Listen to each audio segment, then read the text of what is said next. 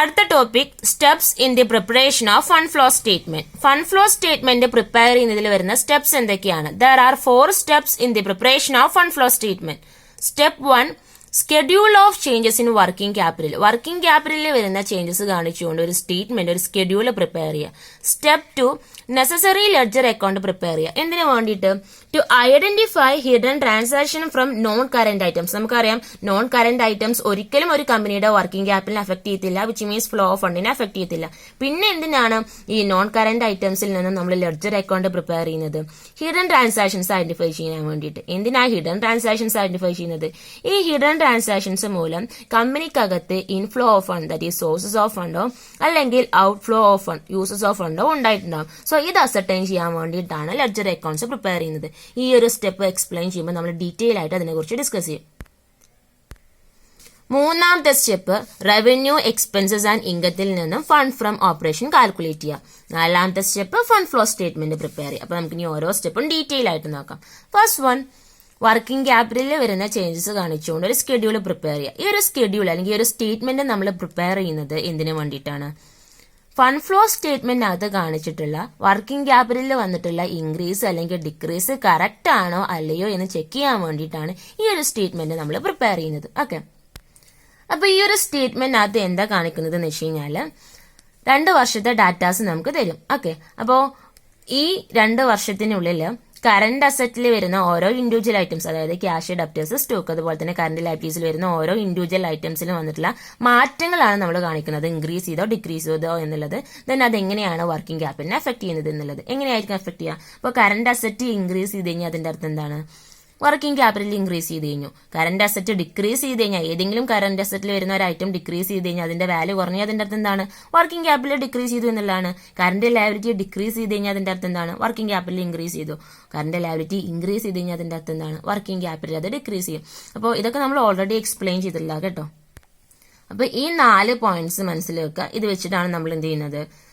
ഈ statement prepare ചെയ്യുന്നത്. അപ്പോൾ ഇതാണ് statement of changes in working ക്യാപിറ്റലിന്റെ സ്പെസിമെൻ എന്ന് പറയുന്നത്, ഫോർമാറ്റ് എന്ന് പറയുന്നത്. ഓക്കെ, 5 കോളാണ് വരുന്നത്. ഒന്നാമത്തെ കോളത്തിൽ നമ്മൾ കറന്റ് അസറ്റ്, അതിൽ താഴെ വരുന്ന ഐറ്റംസ്, പിന്നെ കറന്റ് ലയബിലിറ്റീസ്, അതിൽ താഴെ വരുന്ന individual items. Okay, then previous ഇയറിലെ എമൗണ്ട് നമുക്ക് ക്വസ്റ്റ്യനിൽ തന്നിട്ടുണ്ടാവും, അത് എമൗണ്ട് എടുത്ത് എഴുതാം. കറന്റ് ഇയറിലെ എമൗണ്ട് നമുക്ക് തന്നിട്ടുണ്ടാവും, അത് എടുത്ത് എഴുതാം. ദെൻ പിന്നെ നമ്മൾ എന്താ ചെയ്യുന്നത്? വർക്കിംഗ് ക്യാപിറ്റൽ അത് ഇൻക്രീസ് ആണോ ഡിക്രീസ് ആണോ എന്നുള്ളത് നോക്കാം. ഫോർ എക്സാമ്പിൾ, ഇവിടെ നമ്മൾ കറന്റ് അസറ്റ് ഇല്ല, അപ്പൊ കറന്റ് അസറ്റിന്റെ വാല്യൂ ഇൻക്രീസ് ചെയ്ത് കഴിഞ്ഞാൽ അതിന്റെ അർത്ഥം എന്താണെന്ന് നമ്മൾ പറഞ്ഞ് വർക്കിംഗ് ക്യാപിറ്റൽ ഇൻക്രീസ് ചെയ്തു. അപ്പൊ അതിന്റെ എമൗണ്ട് എടുത്ത് എഴുതാം. ഫോർ എക്സാമ്പിൾ, പ്രീവിയസ് ഇയറിലെ ക്യാഷിന്റെ എമൗണ്ട് 5000 ആയിരുന്നു. കറന്റ് ഇയറിലെ ക്യാഷിന്റെ എമൗണ്ട് 7000 ആയി. അപ്പൊ എത്രയാണ് ഇൻക്രീസ് വന്നത്? 2000 രൂപ ഇൻക്രീസ് ചെയ്തു. കറന്റ് അസറ്റ് ഇൻക്രീസ് ചെയ്ത് കഴിഞ്ഞാൽ അതിന്റെ അർത്ഥം എന്താണ്? വർക്കിംഗ് ക്യാപിറ്റൽ ഇൻക്രീസ് ചെയ്തു എന്നുള്ളതല്ലേ. അപ്പൊ ഇൻക്രീസ് കോളത്തിൽ എന്ത് എഴുതുക? 2000 എടുത്തത്. ഓക്കെ, നേരെ തിരിച്ചാണെങ്കിലോ, ബിൽ റിസീവബിളിന്റെ എമൗണ്ട് പ്രീവിയസ് ഇയറിൽ 5000 ആയിരുന്നു, കറന്റ് ഇയറിൽ എത്രയായി? 4000 ആയി. അപ്പൊ എന്ത് ചെയ്തു? 1000 ഡിക്രീസ് ചെയ്തു. അപ്പൊ കറന്റ് അസറ്റ് ഡിക്രീസ് ചെയ്ത് കഴിഞ്ഞാൽ അതിന്റെ അർത്ഥം എന്താണ്? വർക്കിംഗ് ക്യാപിറ്റൽ ഡിക്രീസ് ചെയ്തു എന്നല്ലേ. അപ്പൊ ഡിക്രീസ് കോളത്തിൽ എന്ത് ചെയ്യുക? ആ എമൗണ്ട് എടുത്തത്. ദെൻ പിന്നെ ടോട്ടൽ ചെയ്യാം കേട്ടോ. പ്രീവിയസ് ഇയറിലെ കറന്റ് അസറ്റിന്റെ ടോട്ടൽ, കറന്റ് ഇയറിലെ കറന്റ് അസറ്റിന്റെ ടോട്ടൽ. ഓക്കെ, ഇനി കറന്റ് ലയബിലിറ്റീസിലോട്ട് വരുമ്പോൾ അതിന്റെ നേരെ ഓപ്പോസിറ്റ് ആയിരിക്കും. എങ്ങനെയായിരിക്കും?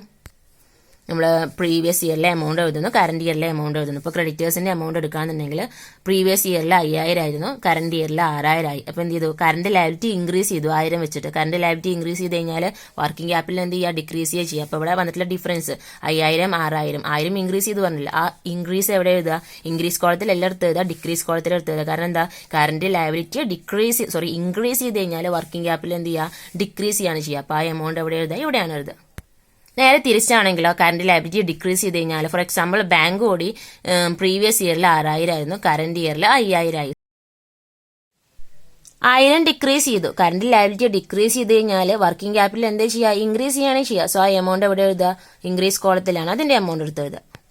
ദെൻ പിന്നെ എന്ത് ചെയ്യുക? കറന്റ് ലയബിലിറ്റിന്റെ ടോട്ടൽ പ്രീവിയസ് ഇയറിലെ ചെയ്യുക, അതുപോലെ കറന്റ് ഇയറിലെ ടോട്ടൽ ചെയ്യുക. പിന്നെ നമ്മൾ ചെയ്യേണ്ടത് വർക്കിംഗ് ക്യാപിറ്റൽ A-B, അതായത് പ്രീവിയസ് ഇയറിലെ വർക്കിംഗ് ക്യാപിറ്റൽ എങ്ങനെ കാണാം? പ്രീവിയസ് ഇയറിന്റെ കറന്റ് അസറ്റിന്റെ ടോട്ടൽ മൈനസ് കറന്റ് ലയബിലിറ്റിന്റെ ടോട്ടൽ. അപ്പോൾ പ്രീവിയസ് ഇയറിലെ വർക്കിംഗ് ക്യാപിറ്റൽ കിട്ടും. കറന്റ് ഇയറിലെ വർക്കിംഗ് ക്യാപിറ്റൽ എങ്ങനെ കിട്ടുക?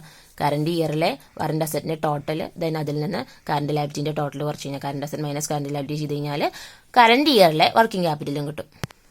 ഇനിയാണ് നമുക്ക് increase or decrease in working capital കാണേണ്ടത്. എന്ത് ചെയ്യുക? ബാലൻസ് ചെയ്യുക. ബാലൻസ് ചെയ്യാന്ന് വെച്ച് കഴിഞ്ഞാൽ അറിയാലോ, ഏത് കോളം ടോട്ടലാണോ കൂടുതൽ ഉള്ളത് എടുത്തെഴുതുക. ഫോർ എക്സാമ്പിൾ, ഡിക്രീസിന്റെ കോളം ടോട്ടലാണ് കൂടുതലെങ്കിൽ അതിന്റെ എമൗണ്ട് ഇവിടെ എടുത്തത് സെയിം എമൗണ്ട് എടുത്തത് ദെൻ ഈ എമൗണ്ടിൽ നിന്ന് എന്ത് ചെയ്യുക ഇൻക്രീസിന്റെ ടോട്ടൽ റെഡ്യൂസ് ചെയ്ത് കഴിഞ്ഞാൽ ഇവിടെ എന്ത് കിട്ടും എമൗണ്ട് കിട്ടും. അതെന്താണ് ഡിക്രീസ് ആണ് കൂടുതലെങ്കിൽ നെറ്റ് ഡിക്രീസിന് വർക്കിംഗ് ക്യാപിറ്റൽ. അപ്പൊ നമുക്ക് ഇവിടെ കിട്ടിയിട്ടുള്ള എമൗണ്ട് എന്താണ് ഡിക്രീസിന് വർക്കിംഗ് ക്യാപിറ്റൽ. നേരെ തിരിച്ചാണെങ്കിലോ ഇൻക്രീസിന്റെ കോളാണ് കൂടുതലെങ്കിൽ ഇൻക്രീസിന്റെ ടോട്ടൽ എടുത്തത് ഇവിടെ സെയിം ടോട്ടൽ എടുത്തത് അതിൽ നിന്ന് എന്ത് ചെയ്യുക ഡിക്രീസിന്റെ ടോട്ടൽ കുറച്ച് കഴിഞ്ഞാൽ അവിടെ എന്ത് കിട്ടും ഇൻക്രീസിന് വർക്കിംഗ് ക്യാപിറ്റൽ കിട്ടും.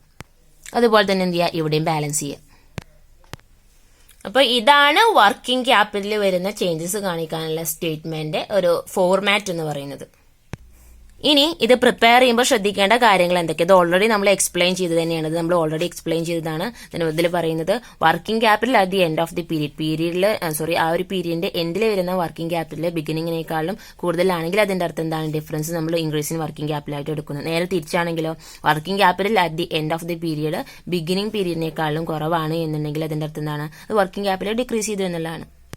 ദാറ്റ് ഈസ് സിംപ്ലി ഇത്രയുള്ളൂ ഉദ്ദേശിക്കുന്നത്. പ്രീവിയസ് ഇയറിലെ വർക്കിംഗ് ക്യാപിറ്റലിന്റെ എമൗണ്ട് കറന്റ് ഇയറിലെ വർക്കിംഗ് ക്യാപിറ്റലിന്റെ എമൗണ്ടിനേക്കാളും കൂടുതലാണെങ്കിൽ പ്രീവിയസ് ഇയറിലെ എമൗണ്ട് ആണ് കൂടുതൽ, കറന്റ് ഇയറിലെ വർക്കിംഗ് ക്യാപിറ്റലിന്റെ എമൗണ്ട് കുറവാണെങ്കിൽ അതിന്റെ അടുത്ത് ഡിക്രീസിന് വർക്കിംഗ് ക്യാപിറ്റൽ ഡിക്രീസ് ചെയ്തു എന്നുള്ളതാണ്.